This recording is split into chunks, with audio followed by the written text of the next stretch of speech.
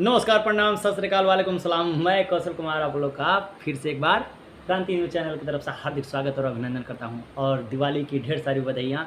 और दोस्तों, उम्मीद करता हूँगा कि आप लोग घर पे स्वस्थ होंगे, व्यस्त होंगे, मस्त होंगे। और हाँ भाई, दिवाली है तो पटाखे भी छोड़िए, लेकिन थोड़ा सावधानीपूर्वक, है ना। और आज मैं आप लोग का जो विषय लेकर आया हूँ, यह सामाजिक विज्ञान कक्षा 10 के पाठ्य पुस्तक इतिहास से है।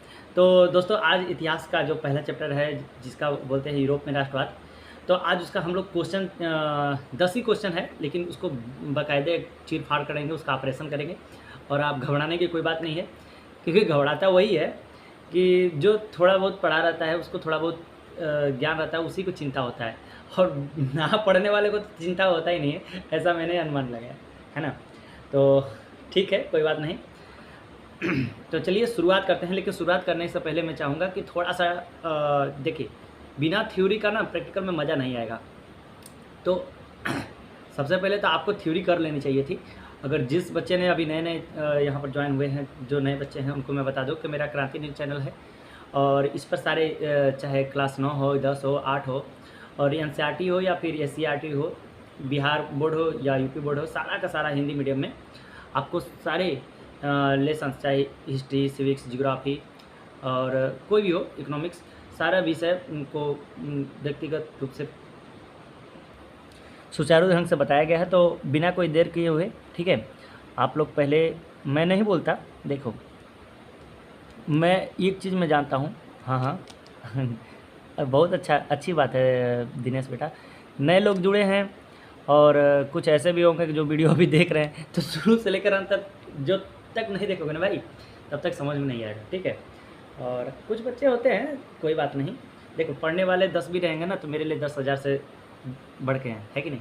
तो मैं उन सारे जो हमारे सब्सक्राइबर हैं, उन सब लोगों का शुक्रगुजार हूँ, मेरे प्यारे साथियों, कि आपको यह जानकारी ना ज़्यादा से ज़्यादा आपको दूसरे लोगों तक पहुँचानी है, क्योंकि कहते हैं ना कि ज्ञान बांटने से बढ़ता है। तो चलिए, क्रांति न्यूज़ चैनल है और ये मेरा मोबाइल नंबर है 84 29 55 98 67। आपको कोई भी दिक्कत होगी, कोई भी तकलीफ़ होगी, आप पढ़ाई से रिलेटेड, तो आप हमें इस नंबर पर कॉल या एसएमएस कर सकते हैं। एक बार व्हाट्सएप पर लिंक कर लेके भेजिएगा, तो मैं आपको अपना चैनल का लिंक प्रोवाइड करवा दूंगा। ये मेरा यूट्यूब चैनल पर है, ठीक है। और आप जाइए और आराम से, जैसे क्लास होता है ना, क्लास वाली फीलिंग का मज़ा उठाइए। तो चलिए, बिना कोई देर के हम लोग स्टार्ट करते हैं। बहुत ज़्यादा बातें हम नहीं करते हैं, क्योंकि कहते हैं ना कि बातें कम और काम ज़्यादा करना चाहिए। तो सबसे पहले देखिए, यूरोप में राष्ट्रवाद। तो भैया देखो, हम लोगों ने एक बहुत बड़ा सेशन चलाया था, जिसमें हम लोग पढ़े थे फ्रांसीसी क्रांति के बारे में, और लाइन बाय लाइन मैं कोशिश मेरा यही रहता है कि बच्चे, मैं जानता हूँ कि जो सरकारी इसको देखो, इतना तो है कि आप इसमें जो जितने भी बच्चे हैं, तो सब गरीब तबके के ही लोग जुड़ते हैं, अधिकतर मैं मानता हूँ और मान कर भी चलता हूँ, क्योंकि मैं भी एक किसान फैमिली से बिलोंग करता हूँ। तो दोस्तों, सरकारी विद्यालय में पढ़ने वाले बच्चों को ना ये सब कि उन्हें इतिहास से इस कदर कि क्या कहा जाए, कि एक तो टीचर्स हैं, उस हिसाब से शिक्षक हैं, ऐसा नहीं, मैं इनको बेकार नहीं कहता हूँ, पढ़े लिखे हैं। और भाई कोई 10th पास आउट किया, 12th, उसके बाद डिग्रियाँ हासिल की हैं, फिर उसके बाद जाकर 3 साल 4 साल के बाद फिर 2 साल बीएड किया, फिर बीएड करने के बाद टेट निकाला, टेट निकालते निकालते बेचारा का पेट निकल जाता है। फिर जाकर मैं बीपीएससी का एग्ज़ाम अब लेने के बाद जो बनाता है टीचर, तो टीचर ख़राब नहीं है, हाँ, लेकिन जो चीज़ें दिक्कतें हैं बच्चों और फैमिली के जो उनके मेंबर्स हैं और टीचर्स के बीच में साठ गांठ, तो ये अलग ही पॉइंट बन जाता है। तो इस कारण वे पढ़ाई से भी थोड़ा सा ये सब अरुचि उत्पन्न हो जाती है बच्चों में ना। और हम लोग के ज़माने में जो टीचर्स थे, तो वही लाजवाब ही थे। तो देखिए, अब क्या बहुत बात बोला रहे थे, हाँ, तो यूरोप में राष्ट्रवाद जो पहला चैप्टर है आपका, है ना।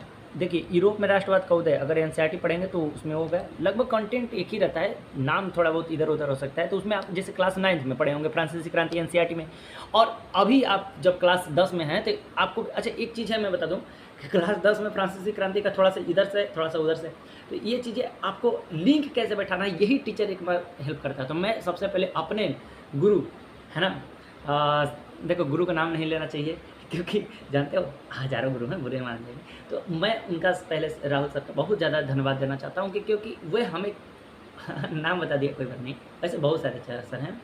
तो ये चीज़ें है ना कि उन्होंने किस प्रकार से लिंक बैठाना है, कहाँ से क्या चीज़ आ रहा है। अब पता है फ्रांसीसी क्रांति में नेपोलियन तक ख़त्म कर दिया, फिर अगला 10 में तुरंत मेटरनिक्यू का शुरुआत कर देता है, जो कि 18 से, है ना। तो ये चीज़ें बच्चा जोड़ ही नहीं पाता है कि हाँ 1815 से लेकर 1867 तक चलता है, तो ये 1848 तक, सॉरी। तो ये चीज़ें बच्चा जोड़ ही नहीं पाता है। तो इसे जोड़ने के लिए ही टीचर्स आपको कुछ घोर के पिला नहीं दे देगा बेटा। देखो हम जानते हैं बिहार बोर्ड में अभी 10 पास जो बच्चा पास आउट करेगा, देखो 10,000 रुपये एकदम रखा है संदूक में, और इस संदूक की चाबी, एक संदूक की चाबी मात्र किसके पास है? मेरे पास। और मैं जानता हूँ ये चाबी उन्हीं बच्चों को मिलेगा। मैं विश्वास करिए, अगर आपको इस चाबी को पाना है तो आप मेरे साथ, मैं जैसे बोल रहा हूँ उसी हिसाब से आपको चलना पड़ेगा। अगर आप उस हिसाब से चलते हो भाई साहब, तो आपके लिए ये 10,000 रुपया, अब चाहे उसका देखो, एक तो आपको 10,000 की बात नहीं है, आगे जाके 20,000 25,000 भी अगला बार में, ये हमेशा लाइफ टाइम काम देगा। और दूसरी बात ये है ना कि माँ बाप का जानते हो सीने से चौड़ा हो जाता है सीना, तो ये गर्व से तो तुम्हारा नाम होगा, तुम्हारे गांव का नाम हो जाता है इनफैक्ट। और ये तो ये हो जाता है कि मतलब गुरु जी के संगे संगे हो जाता है, कौन मास्टरवा पढ़ी ले है। तो एक चीज़ है, अब सुनो, यूरोप में राष्ट्रवाद में हमने देखो क्लास 9th में ही पढ़ा था फ्रांसीसी क्रांति, फिर अमेरिकी स्वतंत्रता संग्राम के बारे में पढ़ा था, ठीक है, पढ़ा था कि नहीं पढ़ा था। अब इसमें 10 में इटली का एकीकरण पढ़ना है, जर्मनी का एकीकरण पढ़ना है, और जो प्रथम विश्व युद्ध, द्वितीय विश्व युद्ध। लेकिन बात तो यहाँ उठता है ना बचवा, अब एक कन्वेंट स्कूल में तो पढ़ा नहीं है, बोर्डिंग स्कूल का बच्चा तो है नहीं, तो ये बच्चा जाते हो गरीब परिवार के बच्चे ना अचानक सरकारी में, मतलब उस हिसाब से नहीं। हाँ, लेकिन एक बात मैं मानता हूँ कि सरकारी स्कूल के बच्चे ना अपने पर सेल्फ डिपेंडेंट रहते हैं, किसी पर ही आश्रित नहीं रहते। उन्हें कोई टीचर उचर कोई, वो जानते हैं कि कोई बताने वाला है, तो वे अपने से खुद से पढ़ते हैं। तो मैं जो अभी आपको जो थ्योरी थोड़ा बहुत कराने जा रहा हूँ, देखो मैं बोल रहा हूँ ना बार बार, मैं बोर्ड पर आज इसलिए नहीं पाया क्योंकि मुझे बहुत सारे क्वेश्चंस कराने हैं, ठीक है। तो समझो इस बात को।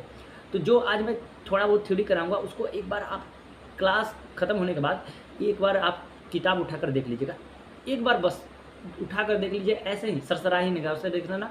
उसके बाद तुम बताना कि भूल कर बताना कि सर हमको भूल गई ये चीज़, हमको समझ में नहीं आया। हो ही नहीं सकता मेरे बात। अगर एक बार तुम 2 बार, एक बार, तो कोई गाना याद रहता है? कैसे याद रहता है? तो 10 बार, 2 बार, 3 बार तुम्हें अच्छा लगता है, सुनते जाते हो। तो उसी तरह जस्ट लाइक पढ़ाई भी वैसे ही है। अब कोनो फिल्म देखे होगे 4 साल पहले हूँ, आज तुम वही फिल्म अगर तुम्हारे घर में छोटे भाई बैठ के देख रहे हैं, कहीं तुम पहुँच गए, तुम हाँ ये वाला देखे हैं, एक बाद देखो अभी हीरो आए, वही टाइम जस्ट हीरो वो आता है, देखो मारेगा गुंडा को, मार दिया। ये कैसे होता है, कैसे होता है ये बता। ये तुमको, तुम ये गलत बात है ना, तुम कहते हो भूल जाते हैं, भूलते नहीं हो तुम, एक बार उसको रिवाइज नहीं करते हो, इसीलिए, है ना। पान क्यों सड़ा, है ना, और क्या कहते हैं कि घोड़ा क्यों उड़ा, रोटी क्यों जला, और विद्यार्थी फेल क्यों हुआ, सबका एक ही कारण है, एकमात्र कि उसने उस चीज़ को उलट पलट के नहीं देखा। रोटी को जब तक उल्टो पलटोगे नहीं जल जाएगा, और घोड़ा को जब तक दौड़ाओगे नहीं 2 बार 4 बार, तो वो बेचारा गिर ही जाएगा, लंगड़ हो ही जाएगा। घोड़ा खड़ा खड़ा सोता है, पता है ना। और ये एक चीज़ और है कि पनवारी की दुकान पर जाओगे तो भले उसका पान बिके चाहे ना बिके, कस्टमर हो या ना हो, वो बेचारा हमेशा बिजी रहता है, उसमें पान को काटते रहेगा, नहीं तो सड़ जाएगा ना पान। तो ये सब चीज़ें होती हैं, तो दिमाग में आपको आनी चाहिए ना भाई। अब एक समझो, ये हमारे सर बोलते हैं तो मैंने जोड़ दिया। आगे सुनो, राष्ट्रवाद, यूरोप, ये यही बच्चों का दिमाग में नहीं आता कि यूरोप क्या है। तो सबसे पहले मैं आपको ले चलता हूँ भैया यूरोप के नक्शे पर, ठीक है। तो ध्यान से देखना, और ठीक है, देखो यार, जाने दो ना उन्हें, जो देखो मैं बार बार बोलता हूँ ना, समझो बात को। हमको आपसे मोहब्बत है, इसीलिए मैं आ जाता हूँ, मेरे पास भी समय की कमी है, समझो मैं क्या बोल रहा हूँ, ये चीज़ तुम ध्यान दो।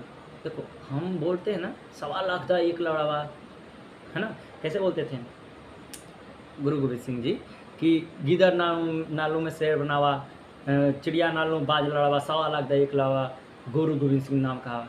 तो भाई हमारे लिए 2 ही बच्चा है, 10 ही बच्चा है, 100 1000, ये मुझे मैंने नहीं रखता, पढ़ने वाले होने चाहिए, बस काम खत्म, है ना। जानते हो मेरे प्यारे शेरों शेर, हाँ शेर नहीं हो तुम भी, जानते हो ये मैप की जानकारी थोड़ी बहुत होनी जानकारी जरूरी है। अब ये तो हम लगभग 10 बार, हज़ारों बार बता चुके हैं कि देखो ये नक्शा है, ये वर्ल्ड का मैप है, वो भी राजनीतिक मानचित्र है क्योंकि इसमें बाउंड्रियाँ साफ साफ दिखाई देती है। और ये है एशिया महाद्वीप, जहाँ पर हमारा प्यारा देश, देखो आई लव माई इंडिया है, इंडिया है कि नहीं, नीचे श्रीलंका होगा, अभी रावण का दहन भी हो गया है। अरे अच्छा सुनो, तो एशिया है, ये अफ्रीका है, अंध महाद्वीप जिसको बोलते हैं, इसकी मतलब बहुत ही गरीब देश है। और ये देखो ये बहुत उसके ऊपर वाला यूरोप, यही है यूरोप महाद्वीप, यही है यूरोप महाद्वीप, ये बहुत डेवलप है, छोटे छोटे द्वीप है। अरे दिख कहाँ होगा, हैं झूठ बोलता है, दिख कहाँ होगा। उत्तरी अमेरिका, ये क्या है उत्तरी अमेरिका, तो बताओ नीचे क्या होगा, तुम ही बताओ नीचे क्या होगा, दक्षिणी अमेरिका सर। अरे ऊपर में ग्लोब में क्या होता है, उत्तर नॉर्दर्न हेमस्फीयर मतलब उत्तरी गोलार्ध, नीचे दक्षिण गोलार्ध। ये ओशिनिया है जिसको ऑस्ट्रेलिया बोलते, तो ये उसको वैसे ओशिनिया के कई पार्ट हैं ना, ओशिनिया के कई पार्ट हैं, जानते हो। ओशिनिया में माइक्रोनेशिया, मेलानेशिया, पॉलिनेशिया। ऑस्ट्रेलिया सबसे बड़ा है इसीलिए ऑस्ट्रेलिया। अब गणेश के पापा, गणेश जी सबसे बड़े हैं इसीलिए ना, कार्तिक के पापा नहीं कहते, तुम्हारे मम्मी का नाम लेकर तुम्हारे पापा कैसे बुलाते हैं, तुम बड़े भाई होगा उसी का नाम लेकर बुलाते हैं। ये अंटार्कटिका निर्जन महाद्वीप, यहाँ पर वैज्ञानिक परीक्षण सब होता है और कुछ भी कोई रहता होता नहीं, गतिशील महाद्वीप भी होते हैं। ये सब चीज़ें आपको कई बार बता चुका है, तो देखो मैं आज भी बता दिया, लेकिन अब बाइंदर आपको याद दिमाग में बैठ जाना चाहिए ना। तो हम लोग आज किसके बारे में पढ़ रहे हैं, यूरोप के बारे में। किसके बारे में भैया, यूरोप। यूरोप का नक्शा नहीं दिखा दे रहा है, यहाँ देखो ये छोटा छोटा है, चलो तुमको एक बड़ा सा दिखा देते हैं, ध्यान देना। अरे देखो अपने में क्या करना, अरे सुनो यहाँ ध्यान दो, अब तुम्हारे लिए बता रहे हैं, सुनो हम केहू के समझावे खातिर इतना कबो लागल ना है, और सुनो हम आगे ध्यान दो। तो देखो ये है फ्रांस, देखो एक चीज़ मैं बता दूँ, ये फ्रांस है। अब फ्रांस का वर्चस्व उस समय ना बहुत ज़्यादा, मतलब सबसे ताकतवर देशों में माना जाता है। ये जूता का शेप में तुम जो दिखाई दे रहा है, ये है इटली। अब इटली का एकीकरण, ये सब चीज़ तब देखो, इटली का ये सार्डिनिया पिडमाउंट है, ये देखो इटली है, उसके ऊपर जर्मनी है। अब ऐसे कैसे याद होगा सर जी, थोड़ा बड़ा ट्रिक दे दीजिएगा। तो देंगे बाबू, घबराने से कुछ काम होता है, बताओ। ये ऑस्ट्रिया, ये खचड़ा देश, ये एक के चलते प्रथम विश्व युद्ध भी हुआ, यही के चलते ये दोनों कभी एक नहीं हो पा रहे थे। तो इसके बारे में भी बताएंगे। देखो बीच में स्विट्जरलैंड है, जहाँ स्विच बैंक है, पता तो होगा ना, वर्ण है इसकी राजधानी। ये देखो मैसेडोनिया, कभी ये भी सवाल में आएगा, मैसेडोनिया का शासक था, ये कौन, मकदूनिया का शासक कौन था, बोलो सिकंदर। हाँ तो बोला करो, इसे नहीं चुपचाप बैठने से गोबता जैसा ना काम नहीं होगा, बोला करो हमारे साथ, है ना। नहीं गुस्सा नहीं होते भाई, ऐसे मजाक करते हैं, ठीक है। ऊपर में अगर यूक्रेन है, अभी यूक्रेन है रूस में लड़ाई चला था, तो ये अंदाजा तो लगा सकते हो ना, ऊपर में रूस है। इधर देखो पुर्तगाल होगा, किनारे पर होता है। गाल कहाँ है तुम्हारा, पुर्तगाल। तो इतना थोड़ा बहुत अंदाजा लगा, पुर्तगाल है। और यहीं पर बगले में नीचे वहाँ स्पेन होगा, क्या है ये, स्पेन। अरे देखो एक चीज अमूल, सुन सुन सुन, देखो हमारी जो प्यारी बहना थी ना छुटकी, हैं, वो गई एक दिन मैगी बनाने। अब वो समझ लो ना, स्पेन सस्पेन ली, स्पेन से याद कर लो, सस्पेन ली और चल दी फ्राई करने, क्या चीज़, मैगी को फ्राई करना होता, पहले तो उबालना होता ना। अब फ्राई करने के लिए डालना था कड़वा तेल, अरे वही सरसों का तेल, और डाल दी क्या चीज़, माटी का तेल। अब पूरा का पूरा एकदम बर्तनों में क्या हो गया, जर गया। जर्मनी, याद करो, हम सुना रहे कहानी, सुनो पहले। सस्पेन ली, फ्राई की, जर गया, तो बोली ऑस्ट्रिया, क्या हो गया, ऑस्ट्रिया। और जूता जैसा इटली, तो समझ में आ जाएगा ना, हैं। तो इटली है, यही देखो यही बोस्वाना सेरोजवा है, उसी में हत्याकांड हुआ था, है ना। अब बताएंगे जब ऑस्ट्रिया का आर्चड्यूक था, अंतिम आर्चड्यूक उसका, और इसने सारे का सारा दोस्त सर्बिया पर लगा दिया। और सर्बिया में स्लाव जाति के लोग रहते थे, तो रूस उसका से, अरे अभी नहीं समझ में आएगा, समझ में आएगा तो, लेकिन धीरे धीरे। ये देखो तुर्की है, ये में एशियन भी तुर्की है, नीचे होगा, तुर्की का राजधानी अंकारा है। सुनो, अब ग्रीस का राजधानी एथेंस है। अभी सुनाएंगे यूनान की सभ्यता बहुत ज़्यादा पुरानी सभ्यता थी। तो अब ध्यान दो, एकदम टाइटल पर चलते हैं बेटा ना, अब एकदम का मोड़ पर आगे सुनो। तो अब तुम्हें समझ में आया ना यूरोप कहाँ है, और यूरोप में देश थोड़ा बहुत समझ में आएगा। अब देखो राष्ट्रवाद, अब राष्ट्रवाद क्या है, अब सुनो बात को। देखो रात को 12 बजे तुम्हारे मोहल्ला में एकदम तगड़ा, अरे जीत गया वर्ल्ड कप, जीत गया इंडिया, जीत गया। अभी तो यहाँ पर हार गया है, लेकिन अब रात को समझो 12 बजे, अब उठकर आ गए हैं, और अब उठकर आ गए, मान लो काई सब नस करके रख गया, पूरा मोहल्ला भर हला करके रखा है। 12 बजे ना बताए इंडिया जीता, तो तुमसे क्या मतलब है, तो कौन गुलगप्पा गुलाब जामुन चला कर मारा तुम्हारे पे, एकदम टप से ना मुँह में आया तुम्हारे, कहोगे हाँ बड़ा मजा है कि नहीं। अब सुनो, अब तुमको लग रहा है कि उसको इंडिया जीता था, उसके लिए नौकरी चाकरी सबसे बढ़ के उसके लिए है ना, कि भारत जीत गया, हमारा भारत देश जीत गया। तो ये होता है अपने राष्ट्र के प्रति प्रेम, अपने राष्ट्र प्रति लगा। अब अगर मान लो यूक्रेन और रूस में बहुत दिनों से लड़ाई चल रहा है, मतलब 2 साल हो गया, अब वहाँ पर कितने लोग, लाखों लोग मरे, क्या तुम्हें थोड़ा सा भी पीड़ा हो गया? अगर वही जम्मू कश्मीर हुआ रहता तो कितना दर्द होता है कि नहीं। कैसे लद्दाख में हमारे फायरिंग कर दिया ये सब आकर जम्मू कश्मीर में आतंकवादियाँ, है कि नहीं। पाक हमारा कैसे ले लिया है, पॉक ऑक्यूपाइड कश्मीर का ऊपर वाला हिस्सा हो, जानते ही ना कि ऊपर वाला हिस्सा में इधर पॉक ले लिया है, इधर अक्साई चीन। अरे पॉक का मतलब पीओके उसको बोलते हैं, मतलब पाक ऑक्यूपाइड कश्मीर सब शुरू में जब देश आज़ाद हुआ था ना, तो इतना ये सब पहले ही से पाकिस्तानी यहाँ पर आतंकवादी भेज के सब कर जाए, इधर चीन वाला हड़प लिया, तो तकलीफ तो होता ही है। लेकिन क्या हम लोग भारत का नक्शा ऐसे बनाते हैं कि नहीं बनाते हैं? क्योंकि हम लोग को अभी भी ये लगता है कि हमारा देश ये कभी न कभी अखंड भारत होकर रहेगा। अखंड भारत का मतलब समझो अफगानिस्तान पाकिस्तान सब एक ही में था उस समय, बांग्लादेश म्यांमार भूटान सब एक ही में था उस समय हमारा देश, बहुत चंद्रगुप्त मौर्य के टाइम में। तो सुनो, राष्ट्रवाद समझ में आया कुछ कुछ? राष्ट्रवाद वही होता है अपने राष्ट्र, एक भौगोलिक क्षेत्र में रहने वाले लोगों के बीच आपसी, अब लिखवाएं क्या, देखो एक भौगोलिक क्षेत्र मतलब भौगोलिक मतलब कि क्या भूगोल में पढ़ रहे थे, एक कोई भी एरिया है, भौगोलिक क्षेत्र में रहने वाले लोगों के बीच आपसी प्रेम है ना, स्नेह है ना, और प्रेम स्नेह मोहब्बत और अगाध मतलब कि स्नेह की भावना को ही है ना, एकता की भावना को ही राष्ट्रवाद बोलते हैं। समझ में आया राष्ट्रवाद क्या होता है? तो अरे वाद जिसमें जुड़ जाता है ना, उससे समझ लो कि उसके प्रति बहुत मतलब कि उसके प्रति उसको बहुत ज़्यादा लगाव है। तो लगाव प्रेम स्नेह जो रहेगा, एकता की भावना रहेगी या एकता की भावना का विचारधारा रहेगा, उसको हम बोलते हैं राष्ट्रवाद। समझ में आएगा? तो ये देखो, जैसे जाति के अपनी ही जाति के प्रति, अब राजपूत है तो राजपूत के प्रति, हरिजन है मतलब चमार है तो चमार जाति के प्रति, तो वो जातिवाद हो गया। होता है खास करके कोई नेतवा करता है जानबूझकर तुमको जातिवाद का, जैसे नारी के प्रति, कोई स्त्री के प्रति अगर प्रेम, कोई स्त्री मतलब नहीं स्त्री जाति के प्रति प्रेम हो जाए, उसको हम बोलते हैं नारीवाद। उसी तरह केवल अपने परिवार के बारे में सोच रहा है तो परिवारवाद। समझ में आ रहा है ना? तो वाद लगने से ये चीज़ें हो जाती हैं। समझ में आ रहा है? एक आपसी एकता का विचारधारा उत्पन्न हो जाती है, जिसमें प्रेम हो स्नेह हो है ना, आपसी लगा हो, इसी को हम बोलते हैं राष्ट्रवाद। समझ में आ रहा है? तो अब समझ में आया कुछ कुछ? तो ये चीज़ें हम लोग डिस्कस किए थे। अब इसका थ्योरी आप करते हैं ना तो आराम से उसमें समझाया गया है। ठीक है, तो हमने दो चीज़ समझा और अब समझते हैं। देखो फ्रांसीसी क्रांति का छोटा मोटा आपको झलक दे देता हूँ, उसमें क्या कारण थे और क्रांति की शुरुआत कैसे हुई, इसके बारे में हम लोग पढ़े हैं। और संवैधानिक राजतंत्र क्या कहलाता है? अब राजतंत्र तो राजा का है, बेटा ही राजा बनेगा, लेकिन संविधान के अनुसार। अब कोई मतलब कि जो वहाँ के जो संविधान प्रणाली हुई, उसके बाद राष्ट्राध्यक्ष को निर्वाचित किया जाएगा, उसको भेजा जाएगा बाकायदे कि ये चीज़ें हैं और इसको इस सदन से ये चीज़ें हैं, इसको ऐसे आपको इस अनुसार से काम करना है। तो ये होता है संवैधानिक राजतंत्र। फिर उसके बाद गणतंत्र की कैसे स्थापना हुई, इसके बारे में पढ़ेंगे। फिर आतंक राज, ये सब के बारे में हमने डिस्कस किया है थ्योरी वाला क्लास में। तो आपको पढ़ना चाहिए और समझना चाहिए कि कारण क्या था, आखिर फ्रांसीसी क्रांति हुई। फ्रांस में जो क्रांति हुई, कहते हैं कि मेटरनिक का कथन है कि मेटरनिक जो ऑस्ट्रिया का चांसलर था, ऑस्ट्रेलिया नहीं रे, ऑस्ट्रिया देखे हो ना, अभी तो दिखाए हैं ऑस्ट्रिया, नीचे जर गया था ऑस्ट्रिया, उसका चांसलर था, क्या नाम था उसका? मेटरनिक। अब आपके सीधे बुक में ना यहाँ से लिख दिया है, अब ओकर पहले के पता ही नहीं है कि मेटरनिक नेपोलियन के बाद कैसे आया, क्या क्या हुआ, तो इसी को हम कहते हैं मेटरनिक। अब ये कब तक? 1815 से लेके और 1848 तक लगातार ही इसका मेटरनिक का युग था ही। तो अब समझ में आया कुछ कुछ? तो मेटरनिक कहता था कि जब फ्रांस को सर्दी लगती है तो पूरा यूरोप छिपता है। अब फ्रांस के सर्दी कैसे लग गया, ये बच्चा सोचता है तो ऐसा सब कथन रहता है, हम बताएंगे कारण क्या था। सुनो, स्वतंत्रता के लिए फ्रांसीसी क्रांति हुई थी कि समानता के लिए, बताइए? हाँ, बहुत बढ़िया, स्वतंत्रता के लिए। तो अरे भैया एक बात सुनो, फ्रांस किसी का गुलाम नहीं था, तो इसलिए स्वतंत्रता के लिए नहीं हुआ था। जो भी क्रांति कारण हुआ था ना, वो देखो 14 जुलाई एकदम याद कर लेना दिमाग में। 14 फरवरी तो सबको याद रहता है, वैलेंटाइन डे ना, 1 7 8 9 जोड़ते जाना। 14 जुलाई 1789 की सुबह बास्तिल दुर्ग का एकदम पतन कर दिया। बास्तिल का एक किला था बास्तिल का, और जाकर धावा बोल दिया।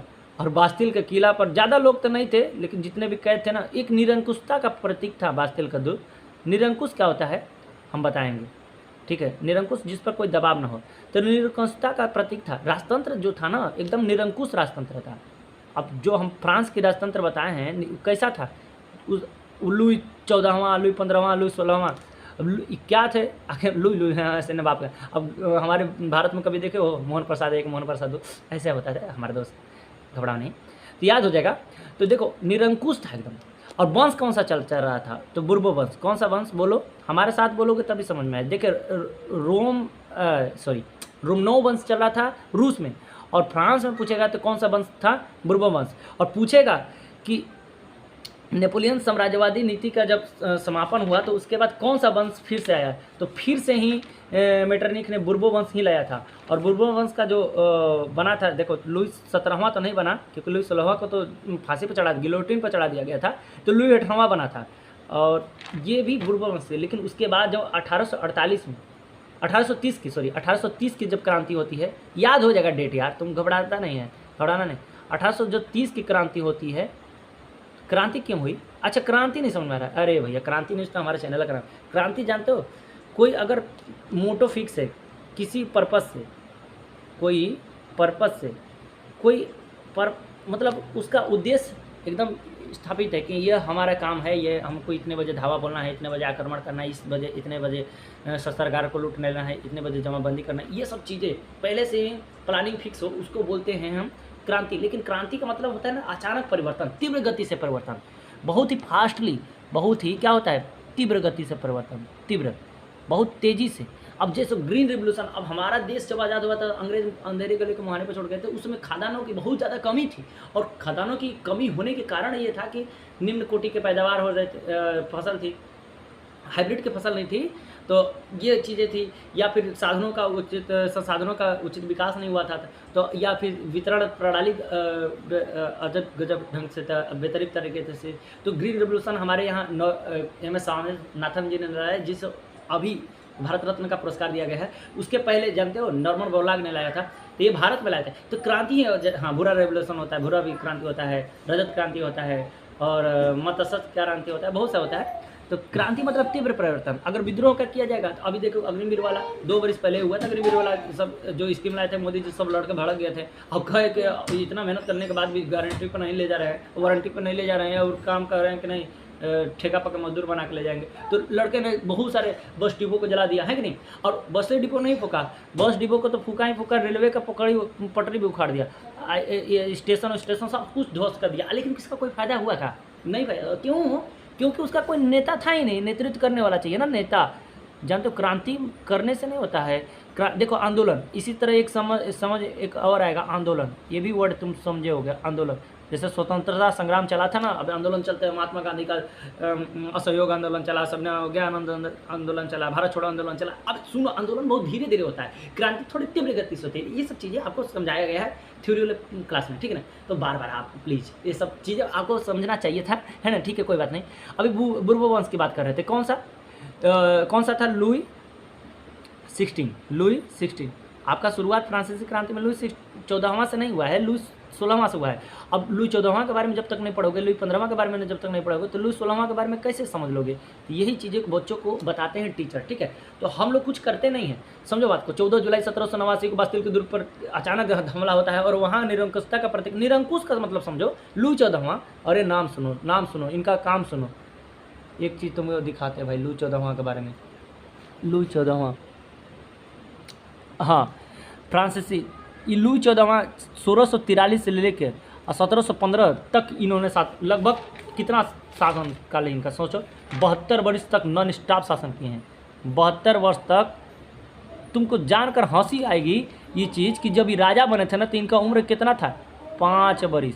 5 वर्ष में तो लड़का पलना में घूमता है, 5 वर्ष। और जब सोचो कि यही बोलते थे कि मैं ही राज्य हूँ और मेरा कहा हर एक बात कानून है। सुनो ना, का जज, का वकील, का बैरिस्टर, सब जो बोल दिए वही बात। I am the state and everything what is I से इज लॉ। तो समझो बात को। ये थे कौन? लुई 14वां। यही चीज़ तो थ्योरी में हम बताए हैं, थोड़ा डिटेल में बताए हैं, आगे समझोगे। अब फ्रांसीसी क्रांति का नारा क्या था? तो स्वतंत्रता, समानता और बंधुत्व। लिख दें स्वतंत्रता। ये पूछता है बार बार किसी भी एग्जाम में। देखो तुमको यही तो थोड़ी, देखो केवल पास होना है ना बाबू, तो खाली सिसिया दोगे तब वो नंबर मिल जाएगा। तो लेकिन अगर पढ़ना है तो बहुत मज़ा आएगा अगर तुम इसको समझ जाते हो। तो स्वतंत्रता, समानता और बंधुत्व, ये नारा था किसका? फ्रांसीसी क्रांति का। अब यही में आपको पता चलेगा कि फ्रांसीसी क्रांति के जो, अभी आपको ले चलते हैं, हाँ ले चलते हैं आपको, एक मिनट। फ्रांसीसी क्रांति के जो हम पढ़ेंगे ना कि कैसे कैसे हुआ, तो उसके क्या कितने चरण आए।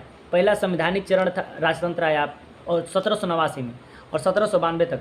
अब ये क्रांति होने के बाद संवैधानिक राजतंत्र आया, मतलब राजतंत्र को हटाकर संवैधानिक, संविधान द्वारा पारित अब अध्यादेशों पर चलेंगे हमारे वहाँ के राष्ट्राध्यक्ष, है ना। तो इस संविधान के द्वारा जो जैसे सदन से जो बैठक होगी, जो निर्णय लिया जाएगा, उसी पर राजा हस्ताक्षर करेंगे, उसी के अनुसार वो काम करेंगे। लेकिन उसके पहले कैसे थे? निरंकुश थे। लुई 14वां के बारे में अभी सुने ना, तो जैसे दो लोग आपस में झगड़ा, दो भाई थे, आपस में झगड़ा हो ही जाता है। आपस में झगड़ा करके आए ना, तो दरबार में आए तो पकड़ के लाया गया, तो बोले क्या हुआ क्या हुआ? तो महाराज जी आपस में झगड़े कर रहे थे। कहा अच्छा ये बात है, झगड़ा कर रहा था, देश भर में फैला रहा था, चढ़ा दो गिलोटिन पर। गिलोटिन एकमात्र यंत्र था वहाँ पर चढ़ाने का। वो जैसे फांस, गिलोटिन मतलब दो तरफ से ऐसे मुड़ी रख के बीच में, हाँ अरे गजब, मतलब कसाई इसमें मुड़ी रख के गिरा देता था ऊपर से कटार वटार, अब गिर जाता, खचक से अलग हो गया। तो मतलब उसको गिलोटिन पर चढ़ा दिया। अगले दिन फिर खबर आया कि एक अपराधी था, अपराध करते हुए मतलब कि सरेआम रंगों हाथों गिरफ्तार किया गया था, 7 कत्लेआम किया था, उसको पकड़ के लाया गया। बोला पूछा हम राजा मतलब कि क्या हुआ, क्यों लाए उसको? महाराज ये मर्डर करके भाग रहा था। अच्छा अच्छा कोई बात नहीं, छोड़ दो। सोचो इनकी अच्छा तुम्हारे जैसा एक आध ठो में पूछ दिया कि हिस्सा काहे कर दिया, मतलब आपस में खाली झगड़ा कर रहा था, वो मर्डर करके इसको भी चढ़ा, ये ज़्यादा बोलता है, इसको भी चढ़ाओ। सोच लो, मतलब उनका जिस समय मूड सही था, दो भाई झगड़ा करके आए थे, है ना, उस समय मूड उनका खराब था, उसको गिलोटिन पर चढ़ा दिया। मूड सही था तो छोड़ दिए। समझो बात को, यही चीज़ है समझो बात को, आगे सुनो। तो संवैधानिक रहते, उसके बाद फिर तुम देखोगे 1792 से लेकर 1795 इसमें निम्न वर्ग शामिल होते। अच्छा ये क्या है वर्ग? बताइए नहीं क्या ना। देखो रॉबस्पियर का आतंक पढ़ोगे, ये कहेगा कि प्रीत से प्रीत नहीं होगा, प्रेम कैसे होता है? भय बिना प्रीत कहाँ। अरे अपने औरत से जिसको नहीं डरोगा तो उसको प्रेम कहाँ है कि नहीं? तो भय बिना प्रीत कहाँ, तो प्रीत से प्रीत ना होगा, इसका अलग है थ्योरी था। उग्र राजतंत्र ज़्यादा दिन नहीं चला, 3 साल चला। फिर उदार राजतंत्र पढ़ोगे 95 से 99, ये 4 साल चला। फिर अब नेपोलियन साम्राज्यवादी विस्तार पढ़ोगे। अब नेपोलियन कौन था? नेपोलियन बोनापार्ट का था। सब कुछ हम दिखाएंगे, घबराओ नहीं। पहले तो ये समझ लो वर्ग क्या होता है। वर्ग में देखो एक होता है वो उच्च वर्ग, आप सुने होगे ना, जो बड़े मतलब जाति के लोग होते हैं, कुलीन लोग होते हैं, कहते हैं टाटा बिरला अंबानी, है ना, कुलीन सामंत, ये सब बड़े लोग होते हैं ना, तो ये इन्हें हम उच्च वर्ग में लेते हैं कि नहीं। और कुछ गांव में ऐसे भी लोग, तबके के लोग देखे होंगे जो बहुत सारे उनके पास भी पैसा है, ऐसी बात नहीं है, मतलब पैसा की यूटिलाइज करने का उनको आइडिया नहीं पता है, और बहुत ज़्यादा हाँ भेड़ बकरी सुअर रखे हैं, तो ये निम्न वर्ग। देखो अब तुम इतने से अंदाज़ा लगाओ, अब कोई उस समय मध्य वर्ग करके कोई था नहीं। मध्य वर्ग क्या होता है अब समझ लो। देखो इनकी जो प्रोस्पेक्टस होता है ना, फिक्स होता है। इनकी जो लायबिलिटी होती है इनकी फिक्स होती है। लायबिलिटी मतलब इनके जो ज़रूरत की चीज़ें होती है, सामग्रियाँ होती हैं इनकी फिक्स। अब ईद अगर लिरिल साबुन लगाते हैं, आता है ना लिरिल, देखे नहीं? हाँ, ये लिरिल साबुन भी लगाएंगे, अगर 200-400 वाला साबुन लगाएंगे। ये रोनाल्डो क्या होता है जी, कौन सा घड़ी होता है, हाँ गुस्सी अरमानी का चश्मा डाल कर पहनेंगे। अगर इनकी लायबिलिटी ना एकदम फिक्स है कि हमको यही चाहिए तो चाहिए। हाँ बैग भी लेंगे तो एकदम हाँ सूट कैंडरा को, तो ये चीज़ें हैं। तो इनकी जो महंगाई के अनुसार ये बदलते नहीं हैं, ये चीज़ें इनकी फिक्स होती है। आप चाहे कैसे भी कर्जा लेकर ही पहने, लेकिन पहनते हैं, वही उनकी चीज़ें होती हैं। तो ये होता है उच्च वर्ग। अच्छा इनकी भी चीज़ें फिक्स होती हैं। अगर इसके पास भी पैसा हो या ना हो, ये नहाएगा तो वह नहीं रे, घड़ी साबुन से थोड़ी रहेगा, नहाएगा तो लाइफ से नहाएगा हैं। अब ये नहीं है कि उसके पास पैसा हो गया तो बीच में डब लगा लिया, या फिर क्या बोलते हैं भाई कौन सा दूध वाला, अच्छा डब्बा में कहता है दूध वाला, अरे इतना सस्ता दूध है रे, तो कौन सा होता है, हाँ पियर्स। ये सब इसके चीज़ें फिक्स नहीं होती हैं। देखो ये मध्य वर्ग होता है। ये घड़ी का जो पेंडुलम होता है ना, उसके जैसा ही चलता है। अगर इसके पास पैसा नहीं है ना, तो ये घड़ी वाला सामान तो नहीं, मटियों से नहा लेगा, ये मार कर ट्राई कर लेता है।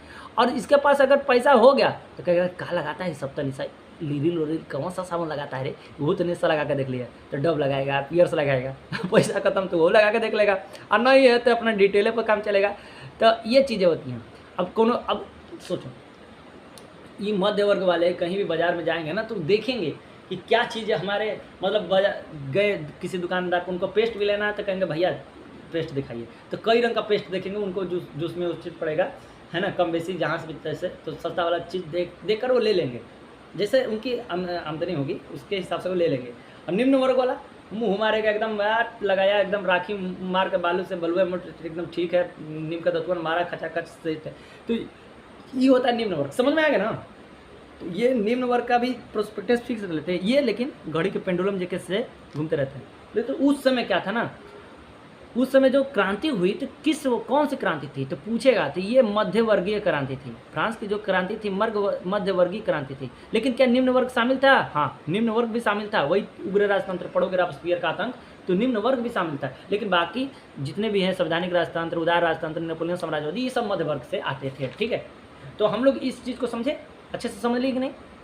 अरे जिसको समझ में आया लिखो भाई यस, और जिसको नहीं समझ में आया ना मेरे प्यारे भाई, तो हाँ भाई और बहनों सब लिखो नो, क्योंकि आप जब तक नहीं कमेंट करोगे ना, जब तक आप, हाँ ठीक है, बहुत बहुत अच्छा लगा आप लोगों का जो प्यार मोहब्बत हमको मिलता है ना, इसके लिए मैं बहुत ही आभारी रहता हूँ। ठीक है, अब हम समझते हैं नेपोलियन। देखो लास्ट में नेपोलियन आए, तो नेपोलियन ने जिस, अब एक टर्म यहाँ पर भी आता है, नेपोलियन ने जिस अंडे को जन्म दिया, अमुक व्यक्ति का हिया रे अंडे को जन्म दिया, उसी अंडे का चुज्जा किसको मारने लगा लोल? नेपोलियन को ही चोट मार। अब लड़का अरे दिमाग यहाँ से देख के पकड़ा जाएगा। अंडा ये सब खाने वाला अंडा समझ रहे? अरे गधा, नेपोलियन को मुर्गी था रे। ये अंडा मतलब राष्ट्रवाद। नेपोलियन देखो, फ्रांस की क्रांति तो हुई, ठीक है मानते हैं, और क्रांति हुई किस कारण हुई? अरे अभी तो बोल रहे हैं कि देखो, अभी देखो वहाँ की जो फ्रांस था ना, अभी नया पेज लेना पड़ेगा। फ्रांस में जो वर्ग विभाजित था, मतलब स्टेट, फ्रांस का जो सामाजिक विभाजन था, देखो क्रांति के कई कारण होते हैं, हमने लिखवाया नहीं, इसी चीज़ को आपको थ्योरी में, सामाजिक जो विभाजन था फ्रांस का, ठीक है, उसमें कई 3 तरह के मतलब स्टेट होता है, हैसियत सुनो ना, प्रथम स्टेट, द्वितीय स्टेट, तृतीय स्टेट, 3 तरह के लोग आते थे। देखिए प्रथम स्टेट में पादरी लोग आते थे। कौन सा पादरी को? पोप, जो चर्च का हेड होता है ना, चर्च जानते हो जिसमें पूजा करते हैं, पोच लिखा वगैरह, पोप। और या फादर सुने होंगे ना, फादर नन सुने होंगे भाई, जो पुजारी होते हैं, प्रीस्ट होते हैं ना चर्च के, उसी को बोलते हैं पादरी। दूसरा में सामंत लोग आते थे। क्या आते थे? सामंत या कुलीन परिवार के लोग, सामंत या कुलीन परिवार के लोग। और तीसरा जो आता था स्टेट, इसमें तीसरा स्टेट में देखो सब जितना भी आप सोच रहे हो ना, अध्यापक हो गया, वकील हो गया, है ना, कामगार हो गया, कारीगर हो गया, जितना भी तुम सोच रहे हो, कारीगर जितना भी सोच रहे हो ना, हाँ लेबर मजदूर, जितना भी तुम बैठ कर सोच रहे हो, ये सब ये कोना धरे हुए हैं। तो ये देखो इन दोनों को ना विशेषाधिकार था। क्या मिला था भाई? विशेष तरह से खास अधिकार मिला था राजा के द्वारा। काम का था इनका काम बहुत बढ़िया, विशेषाधिकार। ये क्या यार, तुम सुन लो समझ लो, विशेषाधिकार पादरी का काम था ना। पादरी को दिखा है, पादरी यार देख लो, यही है पादरी। इनकर काम का था, पोप लोगों का, ये माइंड वॉश करते थे। जो तीसरे स्टेट के लोग हैं ना, गरीब थे, जो इनका दिमाग का ये मतलब दही बड़ा बनाते थे, एकदम दिमाग का दही बनाते थे। क्या अरे इसीलिए ना कहते थ्योरी का क्लास करो भैया। देखो ये कहता क्या था कि राजा को ना, राजा जो तुम्हारा है, इसको देवी सिद्धांत को बनाते थे। कहते थे कि राजा जो है ना, कि देव के, भगवान के द्वारा भेजा हुआ, मतलब भगवान का ही अवतार है, देवी सिद्धांत। अरे तुम भारत में भी तो देखे होगे, कब जब कहता है मैं देव नाम प्रियदर्शी अशोक, तो अपने आप को देव तुल्य तो ही बताते हैं ना। कोई कहता है कि मैं देवी पुत्र हूँ, जैसे आप लोग में भी ऐसे भी होता है, टीचर्स भी लिखते हैं, कई को कहेंगे कि हम गुरु महागुरु हैं, कोई लिखेगा हम सरस्वती पुत्र हैं, कोई लिखेगा हम सरस्वती का खुद भेजे हुए अवतारे हैं। तो ये सब चीज़ें होती हैं। तो ये कहता था कि राजा के खिलाफ नहीं सोचना। राजा जो कर रहा है, जैसे कर रहा है, लुई 14 को बताया था 5 वर्ष में राजा बना। अब सोचो जवानी में कोनो भी 5 वर्ष में जब था तो था, कोनो खिलौना की दुकान पर गया, हमको वही खिलौना चाहिए। अब तो ये भैया राजा कह रहा है तो दो उसको ला कर, भले पैसा दे न दे, समझो बात को। और जब जवानी आया होगा तो खिलौना का अलग खिलौना धरा होगा कि ना जी। हाँ, तो ये ना कहता था कि मैं यही राज्य हूँ, मेरा कहा हर एक बात कानून है। तो ये कोई भी दिमाग नहीं लगाना है। मतलब कि सोचो ना, इसके पहले, ये मध्य युग के पहले शुरुआत जो युग था, प्रारंभिक युग था, ये बहुत ही यूनान की जो सत्ता थी, सबसे तलक भड़क, सबसे आगे एक सत्ता थी। और उसके बाद ही लोग मध्य युग को अंधकार युग करते हैं। इसके बाद अब पुनर्जागरण होता है। तो कैसे पुनर्जागरण हुआ था, क्रांति हुआ थी, यही चीज़ें तो आपको समझना है। पुनर्जागरण मतलब क्या होता है, फिर से जागना।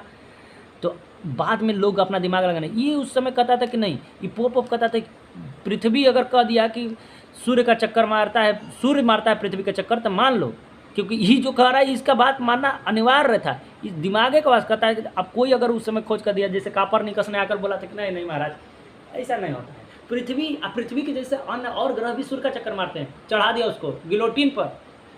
वही नहीं, गैलीलियो भी आया था समझाने के लिए। गैलीलियो जब अपना दूरबीन लेकर आया कि देखिए ना महाराज, ये पृथ्वी सच्चों में पृथ्वी मार रहा है सूर्य का चक्कर, आया दूरबीन दिखाने के लिए। ये क्या मन, हम भगवान को साक्षात दिनों त्रिकालदर्शी हम खुद हैं, कि पूरा ब्रह्मांड को हम खुद देख रहे हैं कि नहीं, देख रहे हैं कि सूर्य देख रहा है कि सुबह में निकलता है पूरब से, शाम को अस्त होता है पश्चिम में, और तू बोल रहा है कि नहीं खिलौना लेकर दिखाया, इसका दूरबीन को उठा के पटक दिया। इसको तो पकड़ के डालने वाला था, अभी गिलोटी पर चढ़ाने वाला था कि नहीं महाराज सही बोल रहे हैं आप। फिर अपना दूरबीन उठाया, घर पर आकर फिर से पुनः देखता है तो पाता क्या है कि हाँ सही में मार रहा है और सब ग्रह चक्कर सूर्य का। हम इस जीवन का क्या मतलब है, बेचारा सोच लो, पोप का इतनी शक्ति चलता था, इनको विशेषाधिकार मिलता था, और राजा ने भी इसको एक टैक्स लगाने का, जिसको बोलते हैं टाइड। कौन सा टैक्स था, टाइड। कहता था कि तुम भी चाहो ना कि इन सब तृतीय स्टेट वालों से ले सकते हो, और राजा का जो टैक्स था उसको बोलते हैं टाइड या टीले बोलते हैं। तो टाइड कैसा कर था, चर्च वाला, और टाइड राजा द्वारा। तो ये टाइल नहीं तो साफ सुथरा, और टाइड से ही टाइड करता रहता था ये पोपवा मिलकर। कहता था राजा कि हम कितनों कहते ना तो तुम घींच कर रखे रहते तो ये बहुत अच्छा लगता है, ठीक है, इसलिए तुमको भी एक टैक्स लगाने का अधिकार देते हैं। और ये समझो क्यों क्रांति हुआ था, क्योंकि पिछला लगभग 175 वर्ष बाद स्टेट जनरल की बैठक होने वाली थी। स्टेट जनरल वहाँ की संस्था थी फ्रांस में, पार्लियामेंट और स्टेट जनरल। पार्लियामेंट में प्रत्येक वर्ष केवल पादरी और कुलीन लोगों के साथ बैठक होती थी, जो चाय वह पीता था, डोसा वोसा बना के यही सब एकदम मस्त माहौल बनाकर अपना आनंद लेता था। ये गरीब लोगों को काहे बुलाएगा, नहीं आएगा तो बेचारा भिखमंगा को बुलाएगा तो ये मांगने के लिए कुछ काम करेगा, ये सोच कर नहीं बुलाता था। लेकिन जब टैक्स चढ़ा ना, पता है कब, जब लुई 14वां के बाद 15वां में सप्तवर्षीय युद्ध चला था फ्रांस और इंग्लैंड के बीच में, लगभग 1756 से लेकर 1763 ईस्वी तक। तो इसके लिए आपको करना ही पड़ेगा, ठीक है, क्लास को आपको थ्योरी अच्छे से बाकायदे करना ही पड़ेगा, क्योंकि अब समय बचा है बहुत कम, और वीडियो हो जाएगी बहुत ज़्यादा लंबा, लगभग मतलब आधा घंटा तक मैं इसको अच्छे से कवर करने की कोशिश किया, लेकिन अब समय हो रहा है कम, हमारे पास वही बचा है कम। तो अब हम क्वेश्चन पर डायरेक्ट आएंगे, ठीक है। थोड़ा बहुत जो चीज़ें हैं बता दूं मैं। यही है नेपोलियन बोनापार्ट। और देखिए अब इनके बाद मैं आज लास्ट करने जा रहा हूँ, क्योंकि अब ये वीडियो लंबी हो गई है और मेरे पास संसाधन की थोड़ी सी कमी है। तो दोस्तों इसका दूसरा पार्ट मैं जल्दी लाऊंगा, और उसमें आपको क्वेश्चंस कराऊंगा, लगभग 10 क्वेश्चन, ठीक है। तो आप इस नंबर पे आप लिंक लिख कर भेज सकते हैं, और मैं आपको लिंक भेज दूंगा अपने चैनल का, ठीक है। ऐसे नहीं मिल पाता दोस्त, सॉरी इसके लिए। तो चलिए अब शुरुआत नहीं करते।